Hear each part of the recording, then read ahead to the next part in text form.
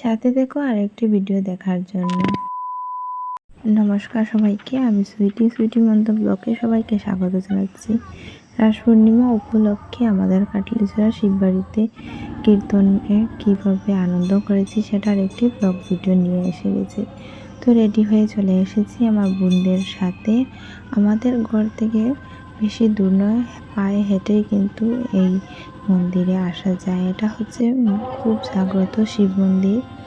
সেখানে কিন্তু অনেক মানুষজন আসেন শিবের মহাশিবরাত্রিতে। তো এখানে দেখতে পাচ্ছ প্রত্যেক রাস পূর্ণিমাতে অনেক সুন্দর নাম কীর্তন হয়ে থাকে। তো সেখানে আমরাও চলে এসেছি। তো রাস পূর্ণিমা নাম কীর্তনটি শুরু হয়েছিল বৃহস্পতিবারে, অধিবাস ছিল, আর শুক্রবারে কীর্তন হয়েছিল। শনিবার বিকাল দিকেই আমরা এসেছিলাম। রোববারে কিন্তু আবার ঠাকুরের কীর্তনটি শেষ হয়ে গেছে। তো এখানে দেখতে পাচ্ছ আমরা প্রণাম করে নিলাম, তারপর ধূপধুনাও দেখানো হয়ে গেছে।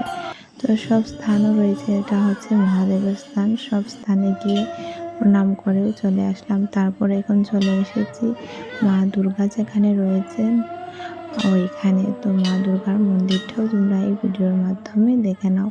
তো আমরা এসে প্রণাম করে তারপর অনেক ভালো লাগলো। অল্প সময়ের জন্য এসেছিলাম, গান কীর্তন শুনে মনটা তো আনন্দে ভরে গেল। তো এর আগে ঘরেও দিয়েছিলাম রাস পূর্ণিমার পুজো, আর পরের 2 দিন পর আমরা এসেছি এই উৎসবে।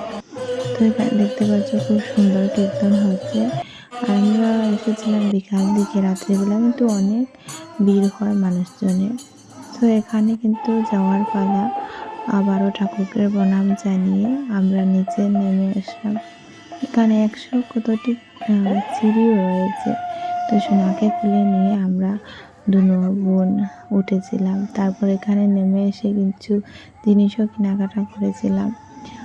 কিনেছিলাম বেতের ক্লিপ, তারপর একটি ফুলের ঝাড়।